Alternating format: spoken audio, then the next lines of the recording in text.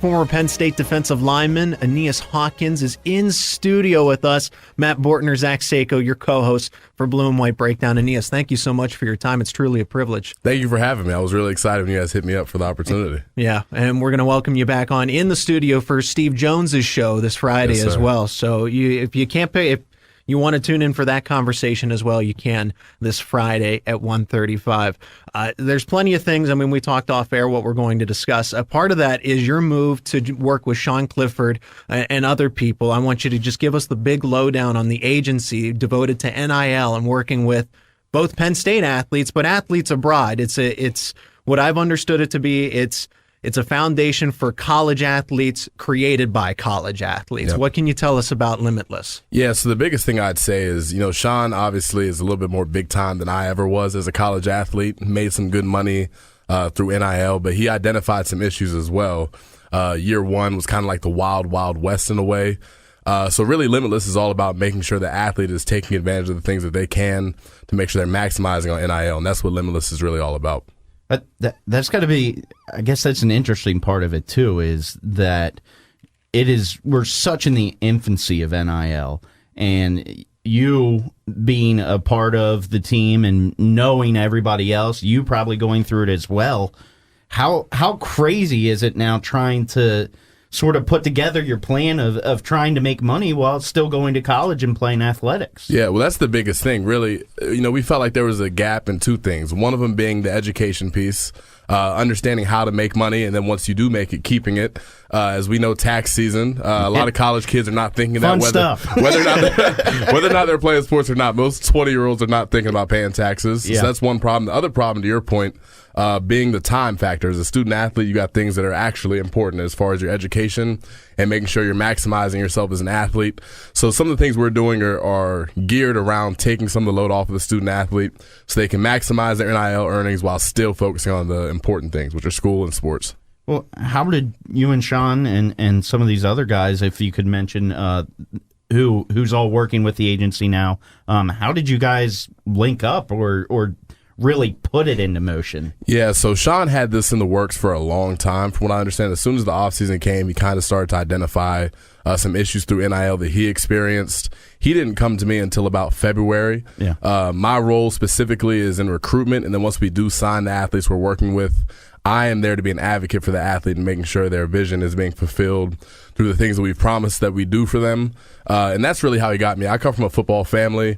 7 relatives played in the NFL at some point. A bunch of others played college sports. So really high-level athletics is all I've ever known. Yeah. And it's created a passion within me to make sure the athlete is being taken care of.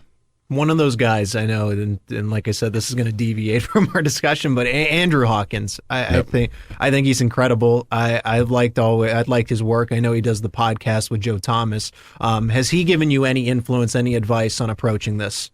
Yeah, absolutely. He was one of the first people I called with this decision, no different than any other decision I'm going to make. He's been the blueprint for me, a guy that I followed through with. And once I told him what Sean was doing and that I was going to be given the opportunity to be a part of it, he was nothing but excited. And he's continued to give me advice top to bottom through everything I've done with it. Quickly, you fought through a lot of injuries at Penn State. Yeah. How did that sort of, I guess, shape too in your shift of your career, and also how would you reflect on your time at Penn State, or how is this your education there helping you now with what you want to do post playing career? Yeah, no doubt. Injuries were definitely a big part of it. But I really started getting hurt when I was 13. I was playing running back. I tore my ACL at like 13 years old. So injuries have always been a part of being a football player. And as a part of that, in conversation with Andrew and conversation with my father, I always understood that football may not last as long as I wanted it to. While you're still playing, it's hard to look at it from such a comprehensive viewpoint. And obviously I did not come to Penn State just to hang out. I came here to play football, be a great student. I didn't get to play a lot of football here, but one thing I did learn was to prepare for life after football as I was going through it. Coach Franklin was really helpful with that. And now that I'm done, to have the opportunity to help set athletes up to make sure they're capitalizing while their body still allows them to is really important to me. former Penn State defensive lineman Aeneas Hawkins, also the chief athlete officer of Sean Clifford's Limitless agency. Here with us in studio, Matt Bortner, Zach Seyko, co-host of Blue and White Breakdown. So now that you're approaching this life after football, you were working on a broadcast journalism degree. This business venture opportunity has opened up. What else are you looking to explore? What do you want to be able to do ultimately with everything moving forward? Saw a little bit of a teaser, maybe a podcast coming. Just a little bit. So yeah, obviously we're doing the Limitless podcast. So that broadcast degree that I'll have in August will still get some work.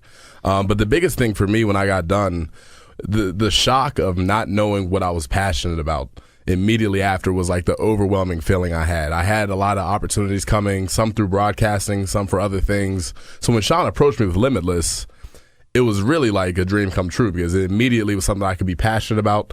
You play football your whole life. You're around football your whole life. Whether or not you want it to be, it's going to become a part of your identity. So that's really been the biggest thing, just figuring out what my passions are and trying to stay within the realm of those things. I think I saw on your profile that you play piano. Is that? I do. Have you kept up with that? Or? So I'm not as good as I used to be. I still play. What it kind of turned into when I got good at football finally was just a way to kind of calm the nerves down. My high school teammates will tell you pregame I was in there playing piano just to kind of keep my head on straight, but I still do it. Great party trick. Great party trick. Nobody expects a big football player to start playing Beethoven.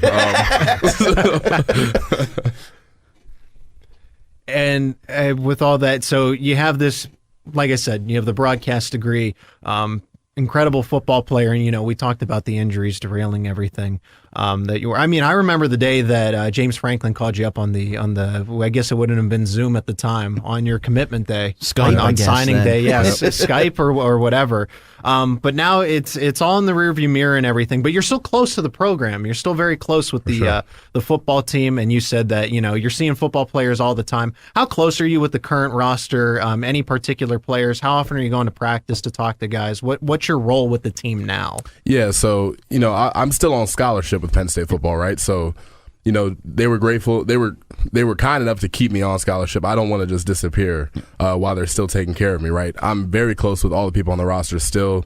I live with PJ Mustafer. He is a wild guy. You guys got to get him on the show. We talk about personality. Guys like Nick Dawkins, the D-line room. As far as coaches, Franklin, Losi, Coach Scott, Dion. I mean, all of those guys are my people. I still try to show up to practice as often as I can just to get in the young guys' ear, make sure they're doing the things they need to. Really just being a resource however they'll have me. Yeah, I think it's great that you're still involved with them, because I think it is important when you talk about they had invested in you and they feel like they care about your future, not only just on the football field but off of it. So I think that's great that you're giving back to the football team still when maybe that's not your obligation. So kudos to you for that. Well, I appreciate that. And like I said, when I committed to Penn State, obviously you have a dream in mind where everything goes well and you're being a model student athlete that way. But I didn't commit to Penn State and say, hey, I'm going to be the best I can be for this program just when things are going well, right? So just because things didn't go well, I still have an obligation. The biggest thing, too, when you're done with football is the locker room piece. I still miss playing, but more so than anything is being around the guys in the locker room. It was the best part. That's the best part. And that's across all levels. Everybody that played football will tell you that. Yeah. So you know a lot about the team. What do you think sort of the overall outlook for 2022 is? Maybe a bit disappointing in your guys' mind last year.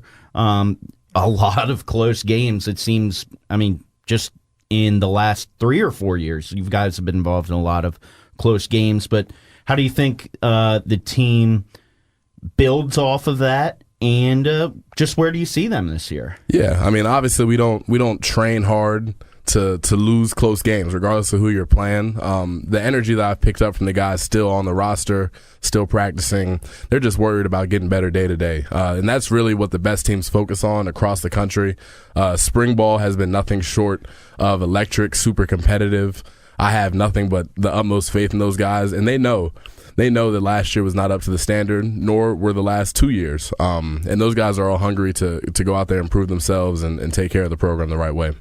Aeneas Hawkins joining us in studio here on Blue and White Breakdown. And Manny Diaz comes in. You worked with very closely with an incredible defensive coordinator.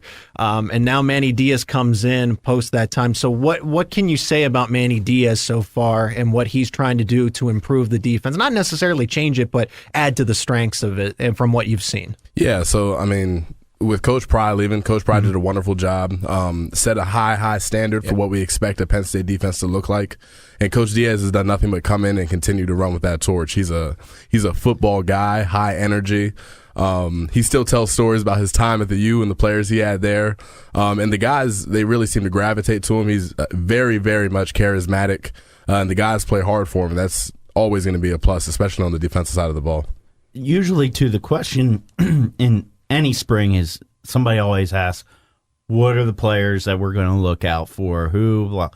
Here's the way I'll ask it to you. Okay. If you were did you ever play offensive line at all in high school? I played a little bit of right tackle, a lot of fullback. So I played a little offense, yes, sir. So if you were an offensive lineman now, who's the guy you wouldn't want to face on the other side? Oh, the guy. Man, there are a lot of guys. And they might not even be in camp yet either. We know how deny Dennis. I'd have to imagine, too, that you'll probably get some flack if you don't say your roommate. I know. So, obviously, let me shout out PJ Mustapher. He's always a guy that should be on that list. As far as young guys, there are a bunch of them. One that I really enjoy watching play, Jordan Vandenberg. You got a little taste of him in the Outback Bowl. Yeah. That kid has a motor on him, man. Plays really, really hard, really talented. And another young guy who just came in, Zane Durant, is doing a lot of the right things.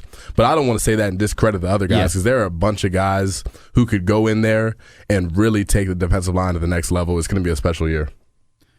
I want to ask about Adisa Isaac specifically. Yeah. Just what his comeback's been like, how hard he's been working. You've seen it, you've been around him, and what kind of impact you expect him to make when the fall rolls around. Yeah, so Adisa is a guy that everybody on the team has known is an elite talent from the day he got here. He was like super duper young when he got here. I want to say he was 17 still for most of his first year. Shows flashes of potential all the time, and coming back from the injury he had. Now I remember the first couple one-on-ones I saw him do from that injury. It was like he didn't miss a beat, like he had gotten better in that time. That's a testament to his character, because a lot of guys get hurt and they don't come back that way. So it shows his preparation. I get his a maturity. paper cut at work and I'm ready to call it a day. That's it. I'll tell you what. I knew it was time for me to medically retire. I busted my finger up one day, a small, minute injury compared to the other ones on the list, and that was the one in my head. I was like, you know what? It's time to hang these cleats up. But no, Adisa is nothing but a workhorse, super talented. He's going to be spectacular this year when he comes back. And I dropped his name, Deny Dennis Sutton. He's a guy who can make an instant impact. He's not here on campus yet. Everybody would like them to because of what incredible talent he is. From when you've talked to him, from when you've met with him, from some of the film you've seen of him in high school, how quickly can he get onto the field to make his presence felt? Yeah, so he's a McDonough guy. PJ Musfer is another McDonough guy. Kurt Jacobs, the Will Knutsons of the world, Devon Lees. They all tell me from personality, from character perspective, he's as good as it gets. And it's no secret that he's a freak athlete, freak talent. And when you have that type of combination, there's really no limit. It just comes down to how quickly he can learn the system and be relied upon to be consistent when he gets on campus. We're all excited to see him shine. I guess sort of to take this thing full circle, wrapping up our time here, very thankful for you coming in here. Yeah, we could talk to you for hours, honestly. I'm having a great time. We can do the rest of the show, honestly.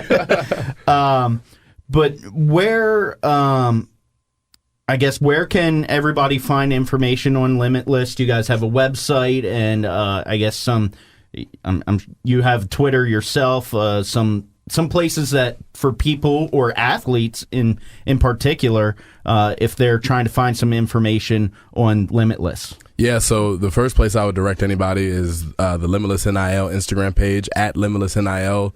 It's the same username for Twitter and TikTok.